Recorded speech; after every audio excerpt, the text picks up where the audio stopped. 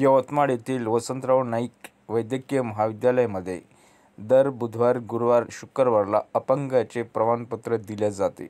बुधवारला सर्वात जास्त गर्दी असते, मग गुरुवार आणि शुक्रवारला गर्दी कमी होते.